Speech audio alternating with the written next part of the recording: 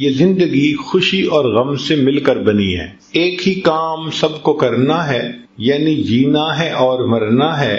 رہ گئی بات رنج و راحت کی، یہ فقط وقت کا گزرنا ہے۔ تو رنج و راحت یہ چلتا ہے زندگی بھر، کبھی یہ حال ہے کبھی وہ حال ہے۔ تو انسان کے اوپر اگر غم کا حال آ جائے، بلا آ جائے، تو بے صبری نہیں کرنی چاہیے، اس لیے کہ بے صبری کرنے سے وہ بلا ٹلتی تو ہے نہیں، جو ثواب ملنا ہوتا ہے بندہ اس ثواب سے بھی محروم کر دیا جاتا ہے۔ تو بلا کی زینت صبر کرنے میں ہے۔ صحابہ رضوان عنہم ایک فقرہ اکثر آپس میں ایک دوسرے کو کہا کرتے تھے، یہ بہت کامنلی یوزڈ سینٹینس تھا۔ فرماتے تھے استقبال المصائب بالتجمل، کہ اگر مصیبتیں آئیں تو اچھے انداز سے ان کا استقبال کرو، جیسے مہمان کا استقبال کرتے ہو نا، اللہ اگر ایسے حالات بھیجے تو ان حالات کا بھی خوشی سے استقبال کرو۔ استقبال المصائب بالتجمل ومواجہۃ النعم بالتذلل، اور اللہ تعالیٰ اگر نعمتوں سے نوازے تو عاجزی سے ان نعمتوں کا استقبال کرو۔ استقبال المصائب بالتجمل ومواجہۃ النعم بالتذلل، جب اللہ نعمتیں عطا کرے تو عاجزی اختیار کریں، اللہ بلا بھیجے تو اس کے اوپر اچھے انداز سے اس کا استقبال کریں۔ کیوں کہ یہ مصیبتیں آتی ہیں بسا اوقات ہمارے لیے فائدے مند بن کر۔ وہ کیسے کہ انسان غافل ہو جاتا ہے، بھول جاتا ہے اپنے پروردگار کو، اللہ کے در سے دور چلا جاتا ہے، اور اللہ رب العزت نہیں چاہتے کہ میرے بندے مجھ سے دور جائیں، تو اللہ تعالیٰ پھر اس کی طرف پریشانیاں بھیجتے ہیں، مصیبتیں بھیجتے ہیں۔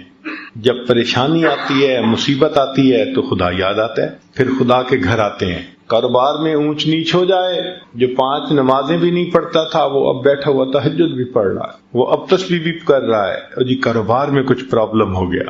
تو مصیبتوں اور پریشانیوں میں آ کے انسان اللہ کی طرف رجوع کرتا ہے، تو اللہ تعالیٰ بس اوقات پریشانیاں بھیجتے ہیں بندے کو اپنے در کی طرف متوجہ کرنے کے لیے۔ پاک ہے وہ پروردگار، ذرا توجہ سے بات سنیے گا، پاک ہے وہ پروردگار جو اپنے غافل بندوں کو پریشانیوں کی رسیوں میں جکڑ جکڑ کر اپنے در کی طرف واپس کھینچ رہا ہوتا ہے۔ یاد رکھیں، خوشیاں سلاتی ہیں اور غم جگاتے ہیں، خوشیاں سلاتی ہیں اور غم اگر یہ غم نہ ہوتے پتہ نہیں ہم کس حال میں ہوتے۔ تو اللہ تعالیٰ یہ حالات چھوٹے موٹے بھیجتے رہتے ہیں کہ بندے ذرا متوجہ رہیں، غفلت میں نہ جانے پائیں۔ اس لیے اللہ والوں کا یہ دستور ہے کہ غم کے حال میں وہ زیادہ خوش ہوتے ہیں، نعمت کے حال میں ڈرتے گھبراتے ہیں، غم میں زیادہ خوش ہوتے ہیں۔ اس لیے کسی نے عجیب بات کہی کہ سکھ دکھاں تو دیواں وار، دکھاں آن ملائم یار، میں ان سکھوں کو دکھوں پہ قربان کر دوں، ان دکھوں نے مجھے میرے یار سے ملا دیا۔ اچھا یہ بھی ہو سکتا ہے کہ آپ نے یہ بلائیں مصیبتیں خود مانگی ہوں، آپ حیران ہوں گے کہ بلائیں مصیبتیں تو کوئی نہیں مانگتا، ہو سکتا ہے ہم نے مانگی ہوں۔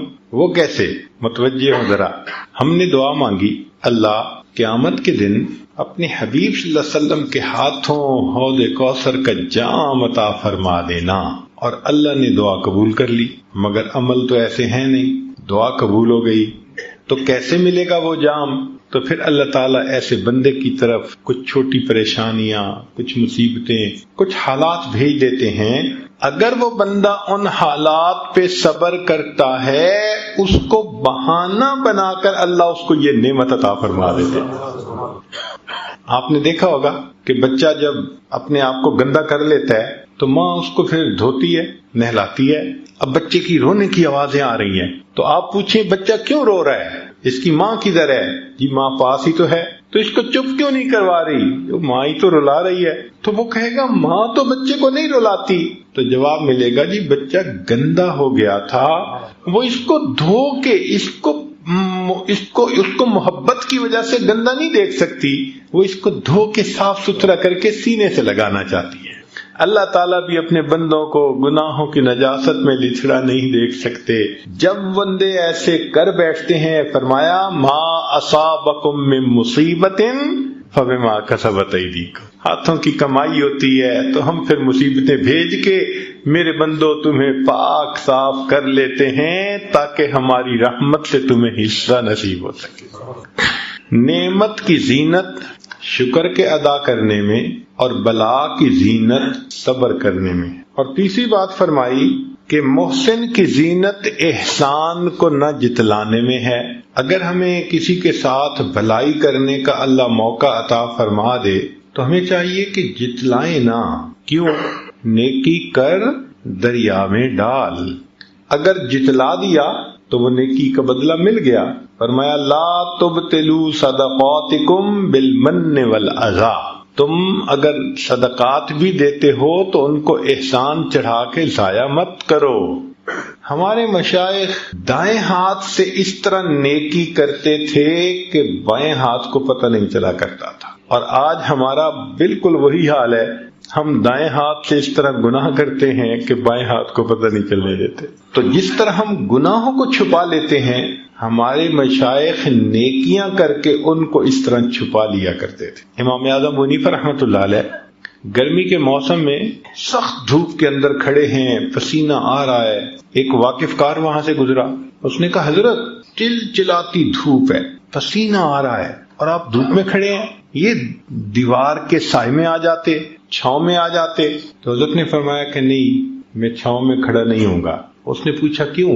فرمایا کہ صاحب خانہ نے مجھ سے قرضہ لیا ہوا تھا اور آج اس نے واپس کرنے کے لیے مجھے بلایا تھا، میں نے دروازہ کھٹکھٹایا ہے، دھوپ میں اس لیے کھڑا ہوں کہ اس قرضے کے بدلے اس کی دیوار کے سائے کا بھی فائدہ نہیں اٹھانا چاہتا، یہ بھی نہ سود بن جائے۔ چنانچہ سلف صالحین اگر کسی کا بھلا کرنا چاہتے تھے، خدمت کرنا چاہتے تھے، تو رات کو ان کے دروازے کھول کے جو سامان ہوتا تھا ان کے گھر کے اندر ڈال کے اور اوپر پیغام دے دیتے تھے کہ یہ تمہارے لیے فلاں ہے، اور اس لیے ایسا کرتے تھے کہ یہ بھی پتہ نہ چلے کہ ہمارے ساتھ یہ بھلا کس بندے نے کیا ہے۔ چنانچہ سیدنا صدیق اکبر عنہ کا زمانہ خلافت ہے، عجیب واقعہ ہے۔ عمر عنہ ملنے کے لیے آئے تو دیکھا کہ وہاں پر ایک کاغذ پڑا ہوا ہے، جو بھی چمڑے کی کوئی چیز تھی، اور اس پر لوگوں کے نام لکھے ہوئے ہیں جو سینئر سٹیزن تھے،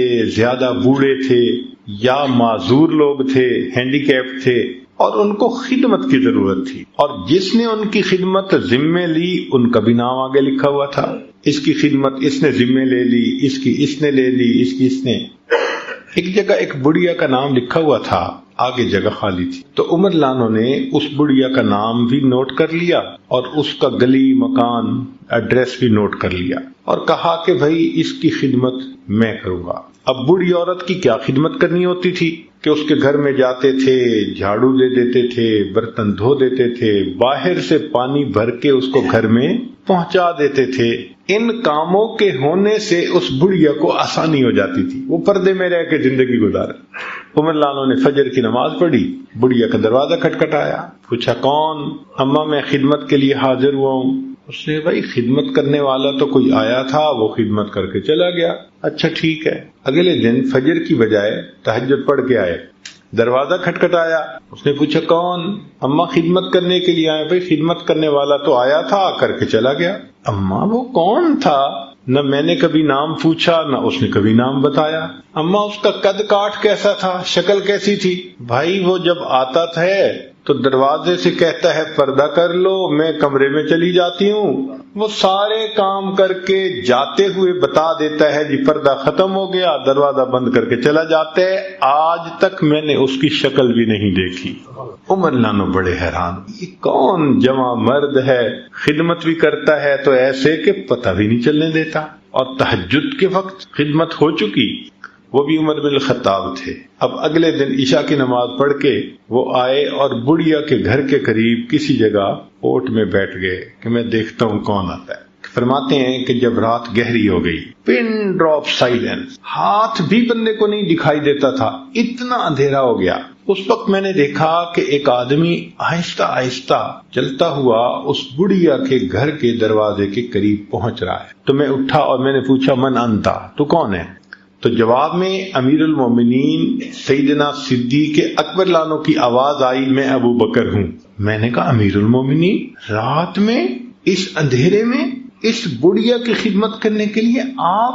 کہتے ہیں کہ میں نے جب نوٹ کیا تو ان کے پاؤں میں جوتے نہیں تھے، ننگے پاؤں تھے.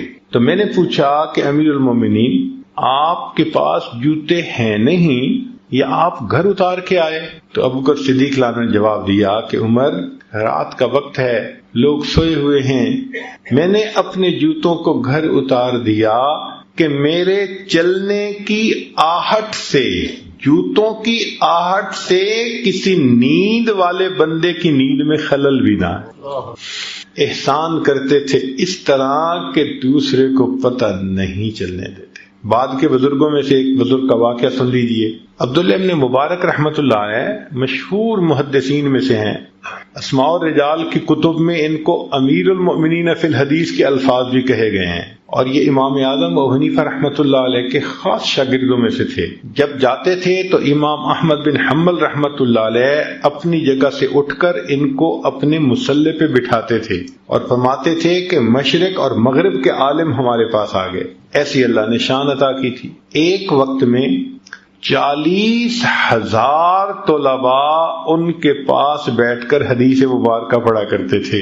اتنے بڑے شیخ تھے. ان کا واقعہ ہے کہ جب وہ ایک شہر سے دوسرے شہر سفر کرتے تو درمیان میں ایک چھوٹا شہر تھا، وہاں رات گزارتے تھے، اور وہاں پر ایک موٹل تھا جہاں یہ کمرہ کرائے پہ لے لیتے اور رات گزار کے چلے جاتے. اس سرائے میں ایک نوجوان تھا جو کام کرتا تھا، اس کے ساتھ کچھ تعلق ہو گیا، مناسبت ہو گئی. ایک مرتبہ آئے تو پتہ چلا کہ وہ نوجوان نہیں ہے. پوچھا بھی وہ کہاں ہے؟ لوگوں نے کہا کہ حضرت اس کے اوپر تو ایک آفت آ گئی کہ اس نے کسی سے پیسے ادھار لیے تھے اور واپس کرنے کی ایک ڈیڈ لائن دی تھی، اور وہ اپنی ڈیڈ لائن پہ واپس نہیں کر سکا، اور اس بندے نے پولیس کو انفارم کر دیا تو پولیس نے اس کو پکڑ کے جیل میں بند کر دیا کہ پیسے ادا ہوں گے تو تمہیں ریلیز کریں گے. تو وہ بیچارہ تو جیل میں ہے. اب عبداللہ ابن مبارک رحمۃ اللہ یہ سن کے خاموش ہو گئے. جب صبح ہوئی تو سیدھا پولیس چیف کے پاس اس کو جا کر ملے. بھائی ایک ایسا نوجوان آپ کی حوالات میں ہے. اس نے کہا ہے. وہ کیسے چھوٹ سکتا ہے؟ اس نے کہا سو سمپل کہ جن کے پیسے ادا ہونے ہیں وہ ادا ہو جائیں تو میں اس کو چھوڑ دوں گا. اس نے کہا کوئی اور ادا کر سکتا ہے؟ اس نے کہا بھائی میری طرف سے کوئی ادا کر دے، حق والوں کو حق ملنا چاہیے، میں اس کو چھوڑ دوں گا. فرمانے لگے کہ اس کے پیسے میں ادا کرتا ہوں مگر ایک شرط کے ساتھ. اس نے کہا کون سی شرط؟ کہنے لگے کہ شرط یہ ہے کہ تم نے کسی پر میرا نام ظاہر نہیں کرنا، یہ احسان ہوتا ہے، پتہ بھی نہ چلنے دینا. چنانچہ عبداللہ ابن مبارک رحمۃ اللہ نے پیمنٹ کر دی اور چلے گئے اس شہر سے. بعد میں پولیس چیف نے اس نوجوان کو جب ریلیز کر دیا تو اس کو اتنا پتہ چلا بھائی کسی نے تمہارا قرض دے دیا ہے. کس نے دیا اس کا پتہ نہیں چلا. وہ نوجوان واپس آ گیا. اس کے بعد سال میں کئی مرتبہ آپ اسی جگہ گزرتے، قیام کرتے، وہ نوجوان آپ کو اپنا واقعہ سناتا، میں قید ہو گیا تھا، کسی نے قرضہ ادا کر دیا، پھر میں چھوٹا. حضرت خاموشی سے واقعہ سن لیتے تھے. پوری زندگی اس نوجوان کو یہ نہ بتایا کہ تمہارا قرضہ میں نے ادا کیا تھا. جب حضرت کی وفات ہوئی تو پھر پولیس چیف نے اس نوجوان کو ڈسکلوز کیا کہ تمہارا قرضہ عبداللہ ابن مبارک نے ادا کیا تھا. ہمارے اکابر احسان کر کے جتلاتے نہیں تھے، پتہ بھی نہیں چلنے دیتے تھے. اور فرمایا کہ نماز کی زینت خشوع اور خضوع میں ہے، کہ انسان نماز پڑھے تو خشوع اور خضوع کے ساتھ، ظاہرہ بھی تحمل مزاجی سے پڑھے، رکوع اور سجود اچھے طریقے سے ادا کرے، اور باطنی طور بھی اللہ کی طرف متوجہ رہے، ادھر ادھر توجہ نہ ہو، نماز کی طرف توجہ. آج ہماری نماز عجیب بن گئی ہے. اللہ اکبر کبیرہ. حالت یہ ہے کہ امام صاحب نے 4 رکعت کی نیت باندھی اور 2 رکعت کے بعد سلام پھر بیٹھے. تو مقتدیوں سے پوچھا بھائی مجھے غلطی لگ رہی ہے، 2 پڑھی ہیں یا 4 پڑھی ہیں؟ پوری مسجد کے نمازی یقین سے کوئی نہیں کہہ رہا تھا کہ 2 پڑھی ہیں یا 4 پڑھی ہیں. پوری مسجد میں سب تذبذب کا شکار تھے. اب امام صاحب حیران، بھائی 2 پڑھی ہیں یا 4 کوئی تو بتائے. تو ایک بڑے میاں کھڑے ہوئے، مولانا آپ نے 2 ہی رکعت پڑھی ہیں، پکی بات ہے. تو انہوں نے نماز لوٹائی. 4 رکعت پڑھا دی. پھر نماز پڑھانے کے بعد وہ بڑے میاں کے پاس آئے, بڑا شکریہ ادا کیا, اللہ بھلا کرے سارے لوگ بس نماز سے غافل تھے اور آپ کی توجہ تو نماز کی طرف تھی, آپ کو یقین سے پتا کہ 2 رکعت. تو بڑے میاں نے جواب دیا کہ مولانا 4 بیٹے ہیں اور 4 رکعت میں ہر رکعت میں بچے کا الگ میں حساب کرتا ہوں بزنس کا, تو آج 2 کا حساب کیا تھا, آپ نے سلام پھیر دیا, اس کا مطلب ہے 2 رکعت پڑھی گئی. یہ آج کل ہماری نمازوں کا حال. کھڑے مسجد میں ہوتے ہیں اور پہنچے ہوئے گلی کوچہ بازار میں ہوتے ہیں. مجھے تو ایسے لگتا ہے کئی مرتبہ کہ ہوائی جہاز پہ سفر کر رہے ہوتے ہیں نا, تو کچھ مسافروں کو نا نیند آ رہی ہوتی ہے, اونگ رہے ہوتے ہیں, اور جب جہاز لینڈ کرتا ہے نا تو وہ اسی حال میں اونگ رہے ہوتے ہیں. جیسے پہیے زمین پہ لگتے ہیں نا تو ان کی آنکھ کھلتی ہے, اوہ لینڈ کر گئے. بالکل اسی طرح لگتا ہے کہ ہم اللہ اکبر کے الفاظ سے فلائی کر جاتے ہیں اور پھر پتہ نہیں کن خیالات کی دنیا میں اڑتے رہتے ہیں. اور جب امام کہتے ہیں نا السلام علیکم ہمارے پاؤں زمین پہ لگ جاتے ہیں, اب ہم واپس آ گئے. نماز تو وہ ہے جس میں اللہ کی طرف خشوع خضوع ہو بندے. اللہ اکبر کبیر. ہمارے اکابر نماز بنایا کرتے, تو نماز کی زینت خشوع اور خضوع میں ہے. شیخ عبد الواحد رحمۃ اللہ علیہ کے سامنے کسی نے کہا حضرت جنت میں نماز نہیں ہوگی, تو رونے لگ گئے. کسی نے پوچھا کہ رو کیوں رہے ہیں؟ فرمانے لگے اگر جنت میں نماز نہیں ہوگی تو پھر جنت میں مزہ ہی کیا آئے گا. اللہ اکبر کبھی. حاجی امداد اللہ مہاجر مکی رحمۃ اللہ علیہ کے سامنے کچھ نوجوان بیٹھ کے جنت کی باتیں کرنے لگے, حور و قصور کی باتیں سنتے رہے. جب وہ خوب باتیں کر چکے تو حضرت نے فرمایا کہ اگر قیامت کے دن اللہ رب العزت کا مجھ پر فضل ہو گیا تو میں تو اتنا عرض کروں گا اللہ اپنے عرش کے نیچے مصلی کی جگہ عطا فرما دی. عرش کے نیچے مصلی کی جگہ عطا فرما. مولانا یحییٰ رحمۃ اللہ علیہ لمبا سجدہ کرتے تھے. کسی نے کہا کہ حضرت اتنا لمبا سجدہ؟ تو مان لگے ہاں جب میں سجدہ کرتا ہوں تو یوں محسوس ہوتا ہے میں نے اپنے آقا کے قدموں پہ سر رکھ دیا, سر اٹھانے کو میرا دل نہیں چاہتا. کوئی تو سجدہ ہم بھی ایسا کر جائیں, کوئی ایسا خلوص کا سجدہ. نشان سجود تیری جبیں پر ہوا تو کیا, کوئی ایسا سجدہ کر کے زمیں پر نشان رہے.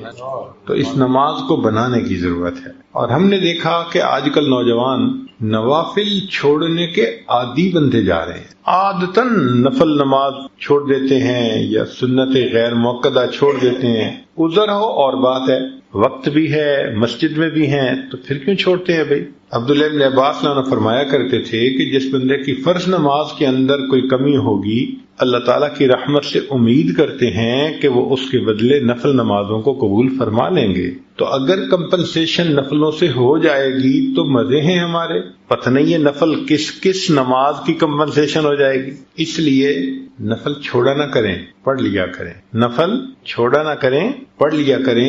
ہمیشہ یہ سوچا کریں کہ معلوم نہیں کس جگہ کا کیا ہوا میرا سجدہ میرے اللہ کو پسند آ جائے, میں نہیں جانتا, اس لیے میں اور چند سجدے کر لوں. تو نماز کی زینت خشوع اور خضوع میں ہے. اب یہاں پر ایک اور بھی بات اس موقع پہ کر دیتا ہوں.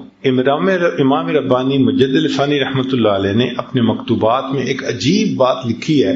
وہ فرماتے ہیں کہ انسان اگر جنت میں چلا بھی گیا تو اس کو وہاں پر اللہ تعالیٰ کا دیدار ہوگا, لیکن دیدار کی کیفیت مختلف ہوگی. بعض لوگ ہوں گے کہ جن کو تجلی ذاتی دائمی نصیب ہو, اللہ تعالیٰ اپنے چہرہ انور سے بالکل پردے ہٹا دیں گے صفات کے اور چہرے کا دیدار ہوگا. اور فرماتے ہیں کہ بعض لوگوں کو دیدار تو ہوگا مگر اوپر پردے آ جائیں گے صفات کے, 70,000 پردے. اب پردوں میں سے دیدار ہونا اور چیز ہے, بغیر پردے کے دیدار ہونا. تو وہ فرماتے ہیں اپنے مکتوبات میں کہ اس کا معیار دنیا میں انسان کی نماز ہے. جو دنیا میں بغیر وساوس کے نماز پڑھتا ہوگا اس کو جنت میں بغیر پردوں کے دیدار نصیب ہوگا. جس کو جتنے وسوسے آتے ہوں گے اس کو جنت میں اتنا پردوں میں سے دیدار. اب یہ جتنے وساوس ہیں یہ پردے ہیں اللہ تعالیٰ کے دیدار. بھائی زندگی میں محنت کر کے ان وساوس سے جان چھڑائیں. وساوس سے جان چھڑانا محنت چاہتا ہے، چھوٹا سا کام نہیں ہے اور ہم سمجھتے ہیں یہ خود بخود ختم ہو جائیں گے۔ ایک طلباء کے لیے علمی نکتہ، جب کوئی آدمی کتاب لکھتا ہے تو کتاب کے آخر پہ وہ سب سے جو اہم بات ہوتی ہے نا، جو اہم نکتہ ہوتا ہے وہ اس کو لکھتا ہے، اہم پیغام دیتا ہے۔ کتاب اینڈ ہو رہی ہے نا، ختم ہو رہی ہے، لب لباب جو ساری بات کا نچوڑ ہوتا ہے وہ کتاب کے آخری صفحے پہ آ کے لکھتا ہے کہ بھئی یہ مقصد تھا پورا۔ جب یہ بات ہم سمجھتے ہیں تو ذرا بتائیے کہ اللہ رب العزت نے قرآن مجید میں ہمیں کتنی تعلیمات سے نوازا، تو ان تعلیمات کا لب لباب آخر پہ کیا نکلا؟ آخری صورت کیا کہہ رہی ہے؟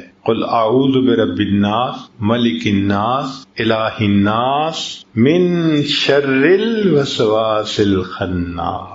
یہ خناس کے وساوس یہ اتنے برے کہ اللہ نے نچوڑ نکالا قرآن کا اس جگہ پہ۔ اس سے نجات پاؤ، اللہ کی پناہ مانگو، مگر اس کے لیے محنت کرنی پڑتی ہے۔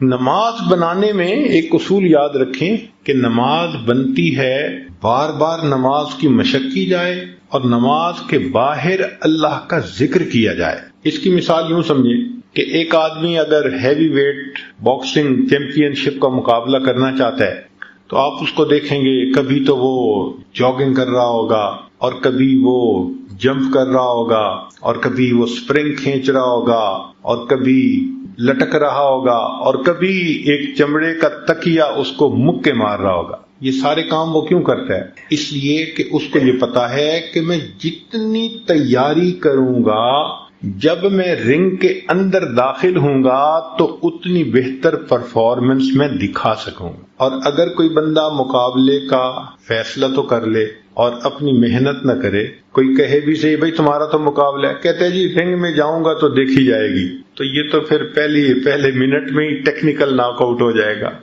اس لیے کہ رنگ میں جانے کے بعد تھوڑا تیاری ہوتی ہے، وہ تو باہر تیاری ہوتی ہے۔ ایگزیکٹ اسی طرح ہم نماز کے باہر تو ذکر پہ محنت نہیں کرتے کہ وساوس دور ہو، اور ہم یہ سمجھتے ہیں بس اللہ اکبر کہہ کے رنگ میں اتر گئے تو بس جی ہم انشاءاللہ وساوس کے بغیر نماز پڑھ لیں گے۔ وہ پہلے منٹ میں ہی شیطان ٹیکنیکل ناک آؤٹ کر دیتا ہے، ہمیں یاد ہی نہیں ہوتا کہ ہم نے کیا پڑھا کیا نہ پڑھا۔ اور کئی تو ایسا خود بتاتے ہیں کہ قیام میں کھڑے اتحیات پڑھ رہے ہوتے ہیں اور اتحیات میں بیٹھے سورہ فاتحہ پڑھ رہے ہوتے ہیں، کہاں توجہ جا رہی ہے پتہ ہی نہیں ہوتا۔ تو یہ جو ذکر بتایا گیا، مسنون دعائیں بتائی گئیں، اصل میں یہ نماز کی پریپریشن ہے۔ تو رنگ سے باہر محنت کریں، پھر جب اللہ اکبر کہہ کے رنگ میں اتریں گے تو آپ دیکھیں گے کہ وہ مردود بھاگ جائے گا اور آپ سکون سے اللہ پاک کے سامنے تسلی کی چند رکعت ادا کر سکے۔ تو نماز کی زینت خشوع اور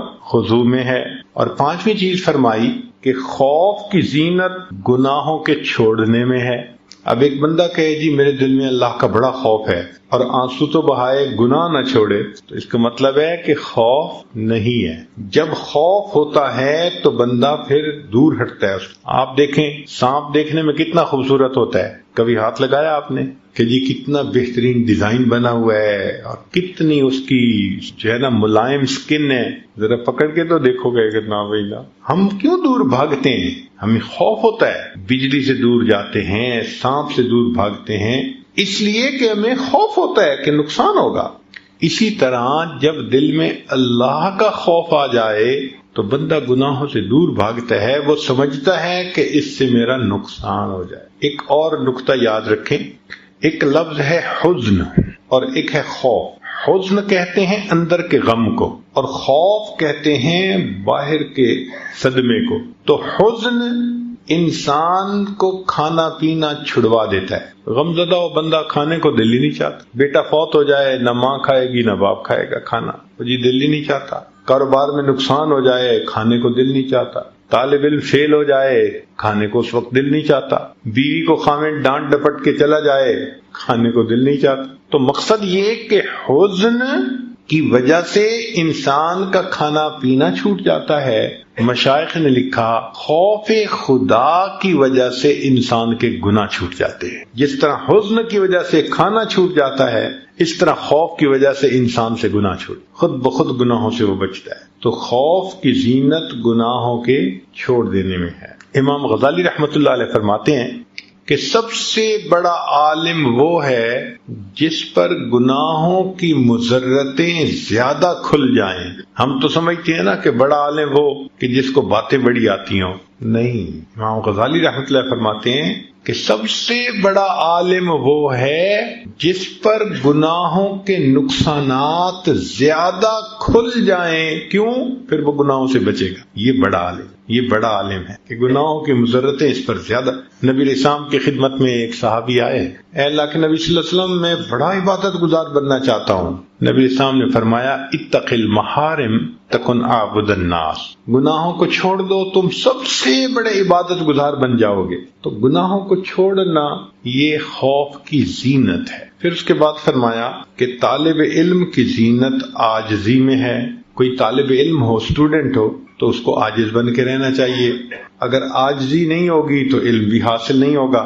حضرت علی عنہ فرماتے تھے لا يتعلم العلم مستحی ولا مستکبر، جو حیا شرم کرتا بہت ہو یا بہت زیادہ تکبر کرتا ہو، اس بندے کو علم حاصل نہیں ہو سکتا۔ تو علم حاصل کرنے کے لیے اپنے آپ کو مٹانا پڑتا ہے۔ اس لیے حدیث پاک ہے، نبی اسلام نے فرمایا تواضعوا لمن تتعلمون منہ، کہ تم جن سے علم حاصل کرتے ہو ان کے سامنے تواضع اختیار کرو، یعنی ان کے سامنے تم چھوٹا بن کے رہو، ان کے سامنے چھوٹا بن کے رہو، اس سے تمہیں علم حاصل ہوگا۔ علم اللہ کی صفت ہے اور اللہ تعالیٰ بلند ہے، تو علم کے اندر بھی بلندی ہے۔ اب ایک نقطے کی بات طلباء کے لیے کہ علم کے سامنے فرشتے بھی سرنگوں، علم کے سامنے فرشتے بھی سرنگوں۔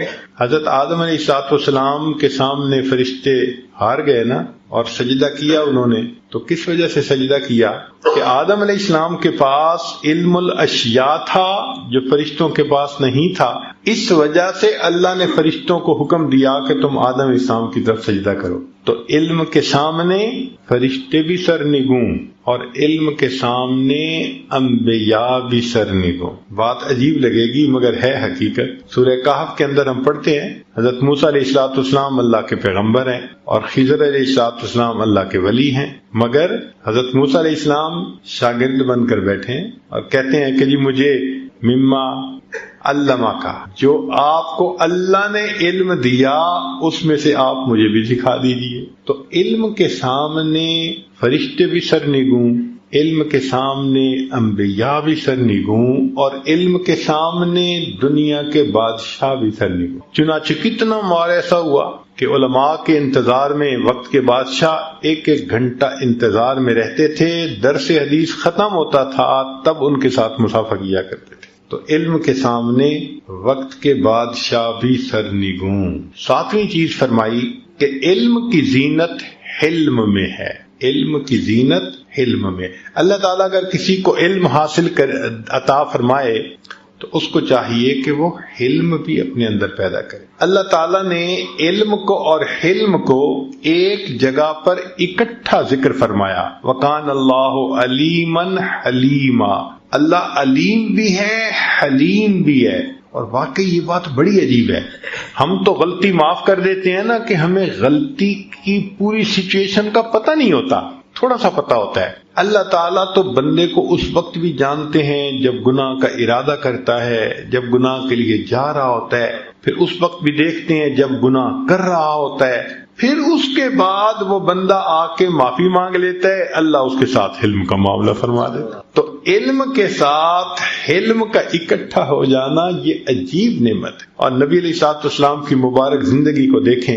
اللہ نے آپ کو علم کی بھی انتہا دی تھی اور حلم کی بھی انتہا دی تھی۔ چنانچہ اللہ تعالیٰ نے نبی علیہ السلام کو منافقین کے نام بتا دیے تھے، اور نبی علیہ السلام نے وہ نام حذیفہ رضی اللہ عنہ کو بتا دیے تھے اور منع کر دیا تھا کہ نہ بتانا، مگر آپ صلی اللہ علیہ وسلم کو پتا تھا۔ اب ذرا غور کیجئے کہ جن کے بارے میں رب نے بتا دیا کہ یہ منافق ہے، اللہ کے حبیب صلی اللہ علیہ وسلم پھر ان کے ساتھ اچھا سلوک کرتے تھے، ان کے بعد انٹریکٹ کرتے تھے، یہ کتنی بڑی بات ہے، ہم اس کا اندازہ نہیں لگا سکتے۔ حتیٰ کہ جب رئیس المنافقین عبداللہ ابن ابی مرا تو نبی علیہ السلام نے اپنا کرتا مبارک اس کو کفن کے لیے عطا فرمایا، اس میں اس کو کفن دو۔ اللہ، اور اس کی نماز جنازہ پڑھنے کے لیے آمادہ، یا اللہ، اللہ اکبر، حالانکہ پتا تھا کہ یہ منافقین کا سردار ہے، کتنا بڑا ظرف ہوگا۔ تو علم کے ساتھ حلم کا ہونا یہ عجیب بات ہے۔ ہمارے اکابر جتنے بھی گزرے ان سب کے اندر علم بھی تھا اور حلم بھی تھا۔ چنانچہ مختصر بات ذرا کرتا ہوں، امام ابو یوسف رحمۃ اللہ علیہ چیف جسٹس بنے، قاضی القضاء، تو ان کی ایک عجیب عادت تھی کہ جو مسئلہ فوری ازبر نہیں نہ ہوتا تھا اور کوئی ان سے پوچھتا تو وہ کہہ دیتے لا ادری، لا ادری، مجھے نہیں پتا، مجھے نہیں پتا۔ وہ آج کل کے عام بندے کی طرح نہیں ہوتے تھے کہ جو چاہو مسئلہ پوچھو، سوچ کے جواب دے دیتے ہیں، پتہ بھی نہیں کہ ٹھیک دیا یا نہیں دیا۔ وہ چیف جسٹس تھے، اور جب کوئی مسئلے کو تازہ اس کو تکرار نہ ہوتی یا اس جزی کے اوپر کوئی سامنے فوری بات نہ ہوتی تو کہہ دیتے تھے لا ادری، مجھے نہیں پتا۔ اب ایک دن ایک نوجوان مسئلہ پوچھنے کے لیے آیا، اس نے کہا یہ مسئلہ کیا ہے؟ فرمایا لا ادری۔ اس کو غصہ آ گیا، وہ کہنے لگا کہ تنخواہ تو آدھے خزانے کے برابر لیتے ہیں اور مسئلہ پوچھتے ہیں تو کہتے ہیں لا ادری۔ نوجوان کہنے لگا کہ تنخواہ تو لیتے ہیں آدھے خزانے کے برابر اور جب مسئلہ پوچھتے ہیں تو کہتے ہیں لا ادری۔ جب اس نے یہ کہا تو امام ابو یوسف رحمۃ اللہ مسکرائے اور فرمانے لگے بھائی یہ تنخواہ مجھے ملتی ہے میرے علم کی وجہ سے، اگر یہ تنخواہ میری جہالت کی وجہ سے ملتی تو پورے خزانے سے بھی زیادہ ملا کرتی۔ وہ بچے نے پاؤں پکڑ لی، حضرت مجھے معاف کر دی۔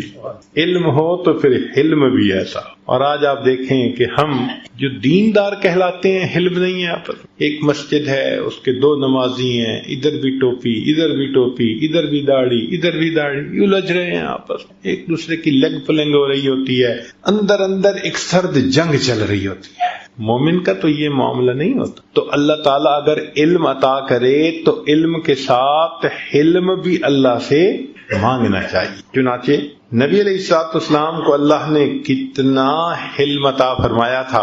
ایک حدیث مبارکہ سنا کے بات مکمل کرتے ہیں، امید ہے کہ آپ دل کے کانوں سے سنیں گے۔ یہود کے ایک بڑے عالم تھے، ان کا نام تھا زید بن سعنہ، وہ مسلمان ہوئے، اور ان کے مسلمان ہونے کا واقعہ بڑا عجیب ہے۔ انہوں نے اپنا واقعہ عبداللہ ابن سلام عنہ کو سنایا اور عبداللہ ابن سلام عنہ نے اس واقعے کو آگے روایت کیا۔ یہ یہود کے عالم بھی تھے اور بڑے امیر بھی تھے، اللہ نے ان کو علم بھی دیا تھا، مال بھی دیا تھا کثرت کے ساتھ۔ چنانچہ وہ کہتے ہیں زید بن سعنہ عنہ لم یبق من علامات النبوۃ شیء الا وقد عرفته فی وجہ محمد صلی اللہ علیہ وسلم حین نظرت الیہ الا اثنتین، کہ میں نے جب نبی علیہ الصلوۃ والسلام کو پہلی نظر دیکھا تو مجھے نبوت کی ساری علامتیں ان میں نظر آ گئیں سوائے 2 علامتوں کے، لم اخبرہما منہ، وہ 2 علامتیں مجھے نظر نہ آئیں۔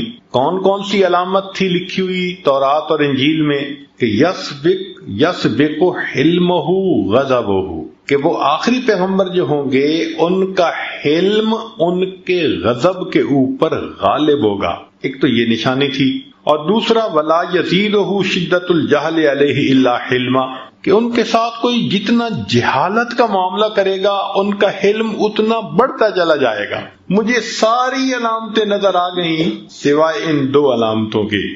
فَكُنْتُ أَتَلَطَّفُ لَهُ لِأَنْ أُخَالِطَهُ، اب میں موقع کی تلاش میں تھا کہ مجھے کوئی اپورچونٹی ملے اور میں ان کے ساتھ انٹریکٹ کروں اور ان کو غصہ دلا کے دیکھوں کہ ان کا حلم کتنا ہے اور ان کا غضب کتنا ہے۔ اب وہ موقع کی تلاش میں پھر رہا ہے۔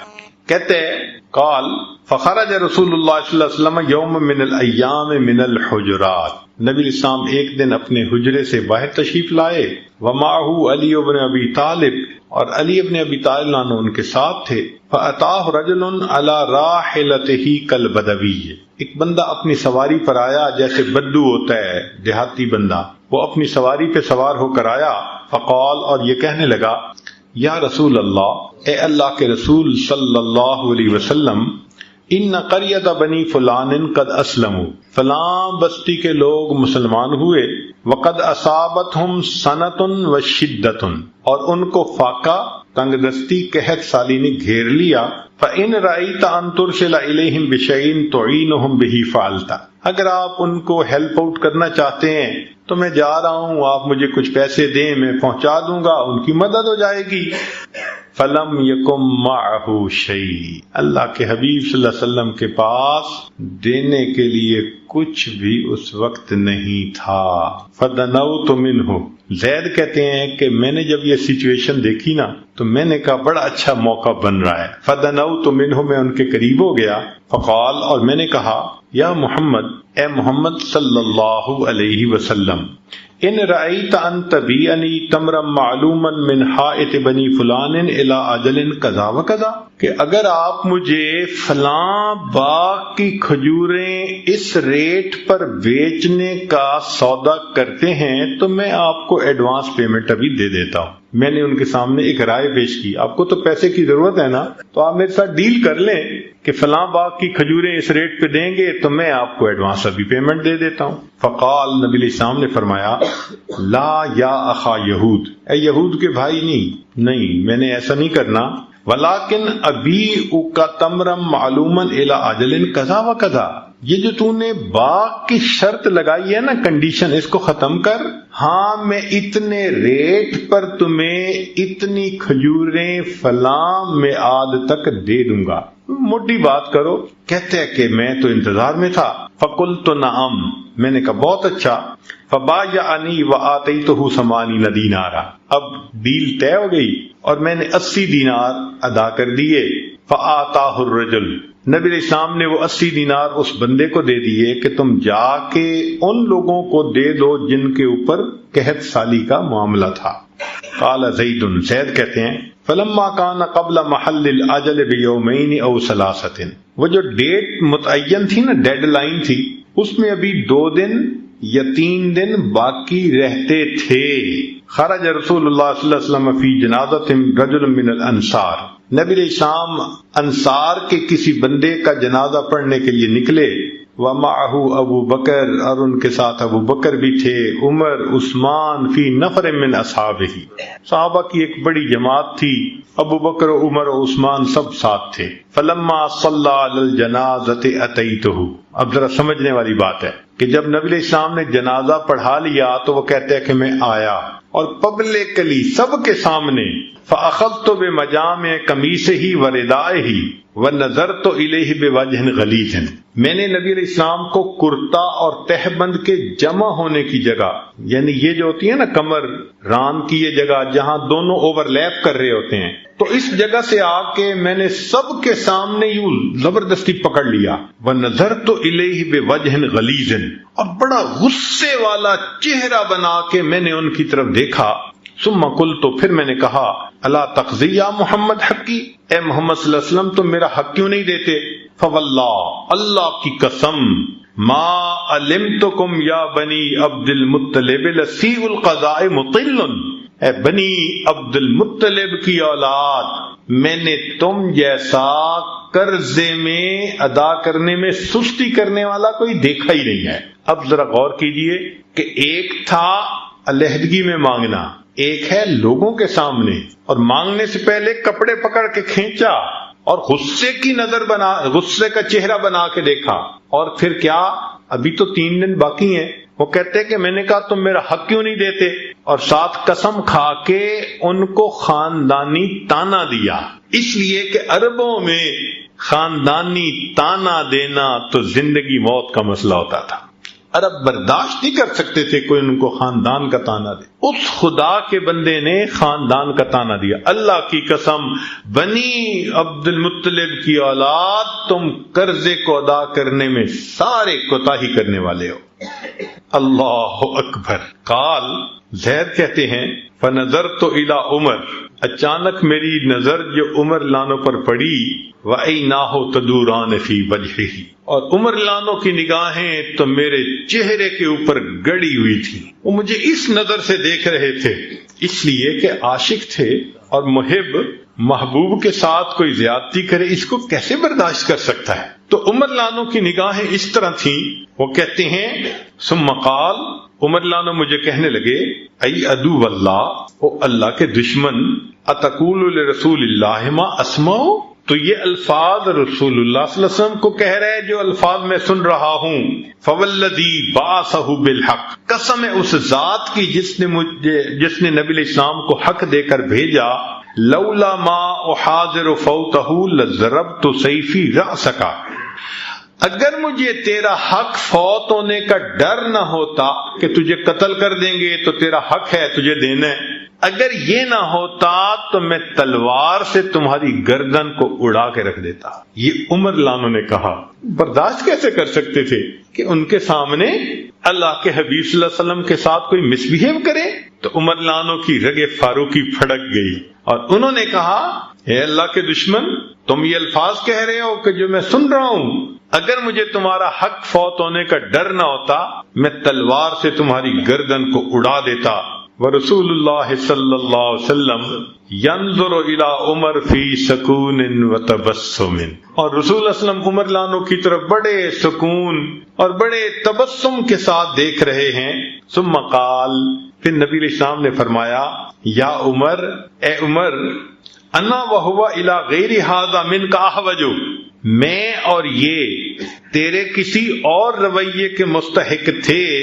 ان تأمرہ بحسن الاقتداء وتأمرنی بحسن القضاء، تو اسے سمجھاتا کہ بھائی ڈیمانڈ کرو تو ذرا سلیقے سے مانگو، اور مجھے کہتا کہ جی جب دینا ہی ہے قرضہ تو وقت سے پہلے ادا کرو. تو اسے بھی سمجھاتا اور اے عمر مجھے بھی سمجھاتا. یا عمر اذهب یا عمر، عمر جاؤ، فقضہ حقہ، اس بندے کو جو اس کا کھجوریں بنتی ہیں وہ جا کے دے دو. وزدہ 20 صاعًا، اور 20 صاع کھجوریں، 1 صاع کئی کلو کی ہوتی ہے، اتنے کلو کھجوریں اس کو زیادہ دے دو. مکان ما رواتہ، کہ تم نے اس کو تھریٹ کیوں